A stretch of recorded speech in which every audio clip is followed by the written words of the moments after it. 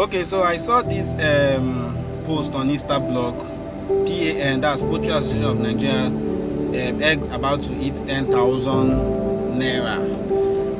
Ooh, man! And I went to the comment section, and honestly, it's not funny. Though I may be smiling, but it's not funny. It's just quite unfortunate. It is just so unfortunate. Like, it is just so unfortunate that Nigeria is heading towards this direction. Like the level of inflation in Nigeria, man, is just something else. And then I want people to know that this is not even the fault of the farmers or the poultry farmers, and everyone at this point needs to come together to really tackle food insecurity in Nigeria. We really need to come together. We need to devise a means. This is not just about the agricultural sector alone. It's even way beyond this. Right now, these poultry farmers that even try, I know many poultry farmers that have even quit the business. Yes, they have closed down their farms, they have shut down their farm because they cannot even keep up anymore. The price of feed is something else. You know, this is a commercial farm, and in a commercial farm, you must provide food for your birds. You must provide food for your birds. Your birds are not roaming about looking for food by themselves. You must provide food for your birds. So we are also at the mercy of the feed producers. This is how the chain works. This is just how the chain works. We poultry farmers that are into livestock and layers that sells egg, we are looking up to the feed producers because we need them to be able to feed our birds. And now the feed producers are also looking up to the farmers or the people that sells raw material, importation of these raw materials to produce this feed that we need also. So you see how this chain works. So it's not easy even for the poultry farmers. It's not easy for the feed millers. It's not easy for anybody in this country. That's why I say this thing is already beyond us. As a poultry farmer, this is beyond us. This is a very big economic crisis that I don't know how we can all come together to tackle this, but man, this is just beyond. It's way more than just the poultry farmer. It's beyond the poultry farmers. I'm telling you, it's beyond the poultry farmers. If you should ask the feed millers, they will tell you the bag of corn, the price of bag of corn has increased. And it's so unfortunate that sometimes I stumble across some articles and I will see that we say Nigerians are importing corn.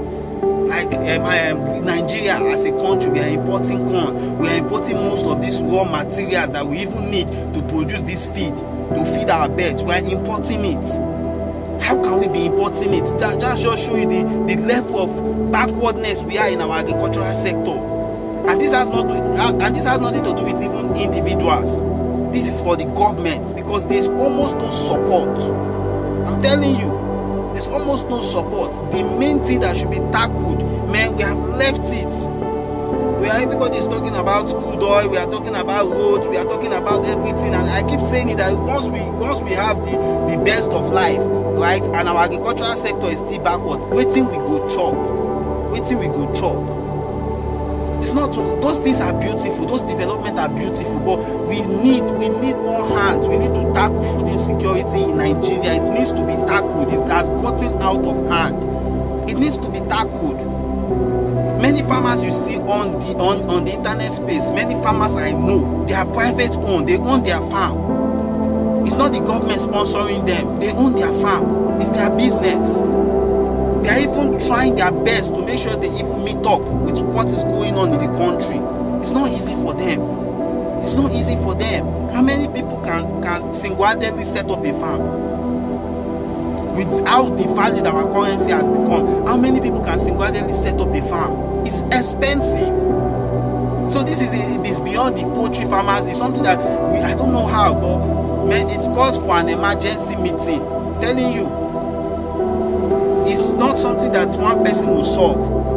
It's not something that food crisis is not something that one person will solve. Everybody need to be on deck.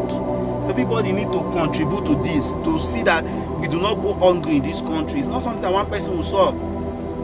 That's why I keep saying that if you are lucky enough to have land, please don't keep your land. Don't let your land lay desolate at all. Don't let your land just lay in waste. Utilize it. If it's vegetable, if it's cucumber, if it's tomato, plant something. If you have a house, please put a garden.